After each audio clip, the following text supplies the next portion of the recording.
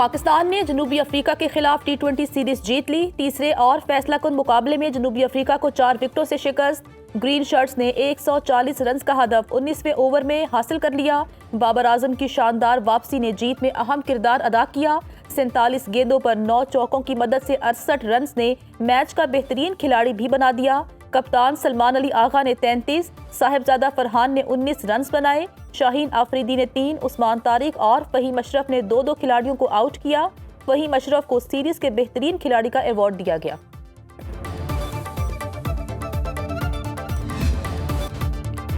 لاہور کی فضا انتہائی خطرناک قرار۔ صوبائی دارالحکومت دنیا کے آلودہ ترین شہروں میں دوسرے نمبر پر۔ ایئر کوالٹی انڈیکس 300 سے تجاوز کر گیا۔ اسموگ کے باعث شہریوں کو شدید مشکلات، سانس لینے میں دشواری کا سامنا۔ دہلی دنیا کا سب سے آلودہ ترین شہر بن گیا۔ شہر قائد کراچی کا فہرست میں 4تھا نمبر۔ طبی ماہرین کا شہریوں کو ماسک استعمال کرنے کا مشورہ۔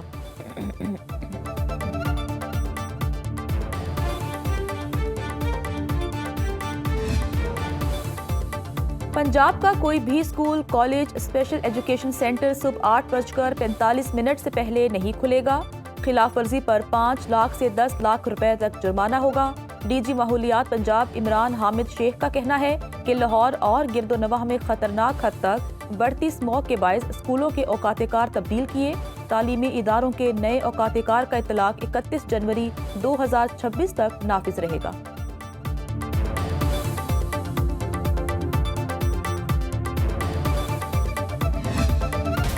پاکستان کے خلاف نیا بھارتی منصوبہ بے نقاب۔ را کا ایجنٹ بن کر پاکستان واپس آنے والا مچھیرا گرفتار۔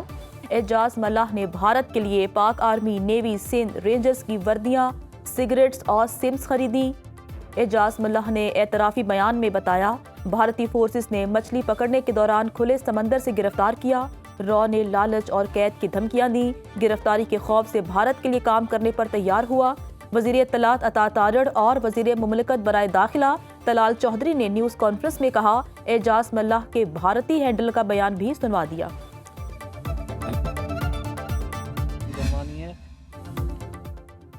آپریشن سندور میں ناکامی کے بعد بھارت نے پروپیگنڈا آپریشن شروع کر دیا۔ عام مچھیروں کو لالچ اور دھمکیاں دے کر استعمال کیا۔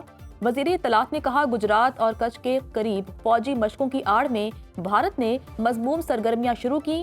مشقوں کو پاکستان مخالف پروپیگنڈے کے طور پر استعمال کیا۔ سیکیورٹی اداروں نے بھارتی سازش ناکام بنائی۔ طلال چودھری نے کہا، آپریشن سندور کے بعد آپریشن پروپیگنڈا میں بھی بھارت کو منہ کی کھانا پڑے گی۔ انڈیا مارکہ حق میں شکست کی خفت اس طرح مٹانا چاہتا ہے۔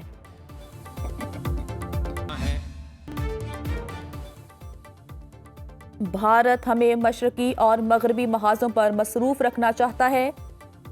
خواجہ آصف کا کہنا ہے، طورخم بارڈر غیر قانونی مقیم افغانیوں کی بے دخلی کے لیے کھولا، کسی قسم کی تجارت نہیں ہوگی۔ بے دخلی کا عمل جاری رہنا چاہیے تاکہ بہانے سے یہ لوگ دوبارہ پاکستان میں نہ ٹک سکیں۔ پاکستان اور افغانستان کے درمیان ہر چیز معطل، مذاکرات مکمل ہونے تک ویزا پروسیس سمیت ہر عمل معطل رہے گا۔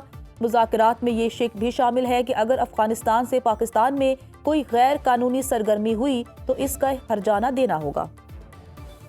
وزیراعظم شہباز شریف اور صدر نون لیگ نواز شریف کی ملاقات۔ وزیر اعلیٰ پنجاب مریم نواز بھی شریک ہوئی۔ ذرائع کے مطابق ملک کی سیاسی صورتحال، پاک افغان مذاکرات پر بات چیت کی گئی۔ وزیر اعظم نے کہا، دہشت گردی میں ملوث عناصر سے آہنی ہاتھوں سے نپٹا جائے گا۔ پوری توجہ ملک سے انتہا پسندی کے خاتمے پر مرکوز ہے۔ نواز شریف نے کہا، دہشت گردی کے خلاف افواج پاکستان نے لازوال قربانیاں دیں۔ پاکستان پرامن ملک ہے، تمام مسائل کا حل بات چیت کے ذریعے چاہتا ہے۔ عوام کے جان و مال کا تحفظ نون لیگ کی اولین ترجیح ہے۔ شہباز شریف کی رواں مالی سال میں 59 لاکھ ٹیکس گوشوارے جمع ہونے پر ایف بی آر حکام کو شاباش۔ وزیر اعظم نے کہا، ایف بی آر میں میرٹ کی بالادستی کو اولین ترجیح دینا چاہتے ہیں۔ ٹیکس اصلاحات سے مثبت نتائج مل رہے ہیں۔ طورخم بارڈر 20 روز بعد غیر قانونی مقیم افغانیوں کی واپسی کے لیے کھول دیا گیا۔ لنڈی کوتل ہولڈنگ کیمپ سے ٹوکن لینے والوں کو افغانستان داخلے کی اجازت۔ سرحدی گزرگاہ تجارت اور پیدل آمد و رفت کے لیے بدستور بند۔ چمن بارڈر پر 2 طرفہ تجارت اور آمد و رفت مکمل طور پر معطل۔ باب دوستی کے دونوں اطراف مال بردار گاڑیوں کی لمبی قطاریں، تاجروں کو روزانہ کروڑوں روپے کا نقصان۔ افغانستان میں پھنسے 5000 پاکستانی تاجر بارڈر کھلنے کے منتظر۔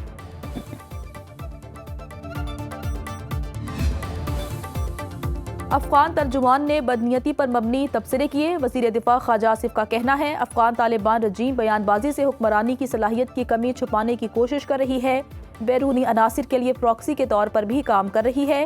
افغان طالبان رجیم کی بھارتی سرپرستی میں وحشیانہ دہشت گردی سے قوم آگاہ ہے.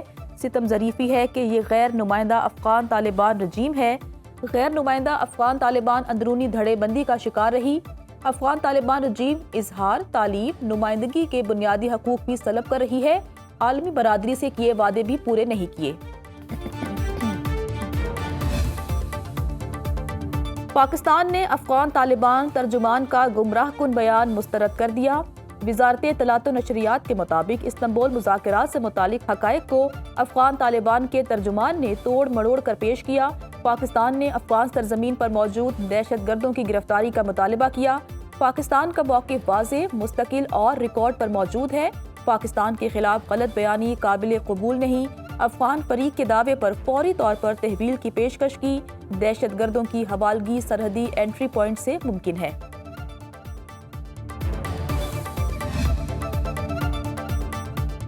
پاکستان کا خطے میں فعال سفارتی کردار نائب وزیر اعظم اسحاق ڈار کل ترکی کے دورے پر جائیں گے. 6 نومبر کو پاک افغان مذاکرات سے قبل انقرہ میں موجود ہوں گے.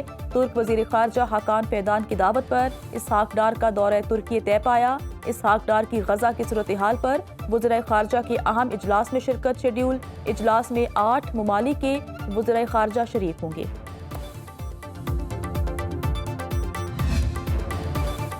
صوبے میں قیام امن کمیشن کے پی حکومت کا 6 نومبر کو قومی جرگہ بلانے کا فیصلہ. وزیر اعلیٰ سہیل آفریدی کے سیاسی رہنماؤں سے رابطے. مولانا فضل الرحمان امیر مقام اور ایمل ولی خان سے مشاورت. سراج الحق، آفتاب شیرپاؤ اور محمد علی شاہ بادشاہ کو ٹیلی فون. سہیل آفریدی نے کہا اسپیکر کے پی اسمبلی سیاسی رہنماؤں کو باضابطہ طور پر مدعو کریں گے. تمام سٹیک ہولڈرز کو ساتھ لے کر پائیدار امن یقینی بنائیں گے. گورنر کے پی کو بھی مدعو کیا جائے گا. فیصل کریم کنڈی کہتے ہیں وزیر اعلیٰ کے بلائے جرگے میں شرکت کروں گا. صوبے کی بہتری کے لیے مل بیٹھنے کو تیار ہیں. سہیل آفریدی کے اقدامات بتائیں گے وہ کتنے سنجیدہ ہیں. کے پی کو وفاق کی سپورٹ کی ضرورت ہے.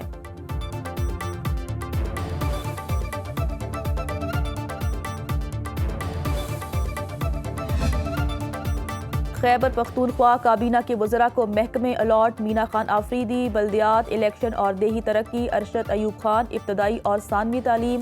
فضل شکور پبلک ہیلتھ انجینئرنگ کے وزیر ہوں گے. ڈاکٹر امجد علی ہاؤسنگ. آفتاب عالم قانون. سید فخر جہان ایکسائز. ریاض خان آبپاشی.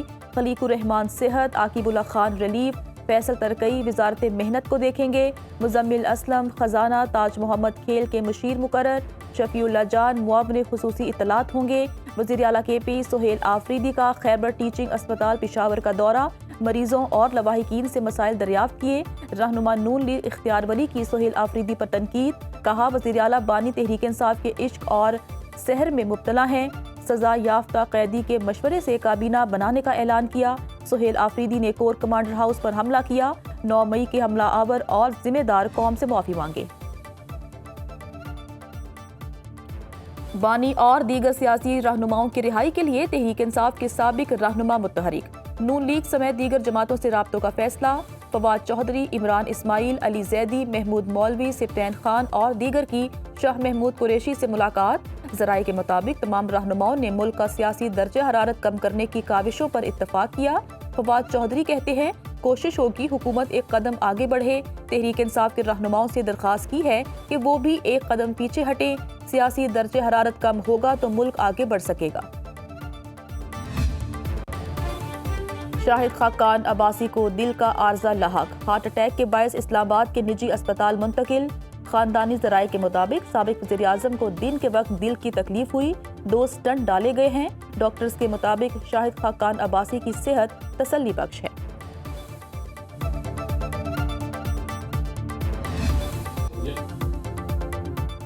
انسان کی اصل کامیابی اسی وقت ممکن ہے جب وہ دنیاوی لذتوں کے بجائے اپنے رب سے تعلق کو مضبوط کرے.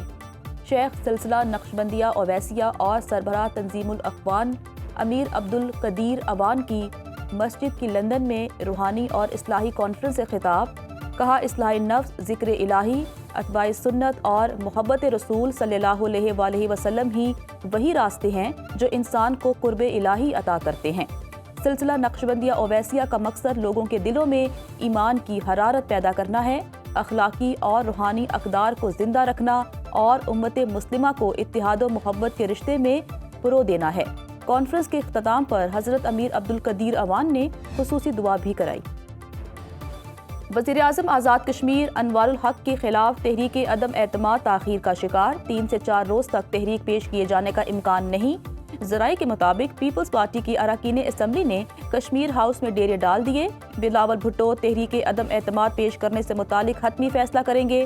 فارورڈ بلاک سے پیپلز پارٹی میں شامل ہونے والے اراکین اسمبلی پریشان، پی پی قیادت سے پوچھ لیا ہے کہ حلقے میں کیسے جائیں، ووٹرز کو کیا جواب دیں۔ پیپلز پارٹی کی مرکزی ترجمان شازیہ مری کہتی ہیں پیپلز پارٹی آزاد کشمیر میں حکومت بنانے کے لیے تیار ہے۔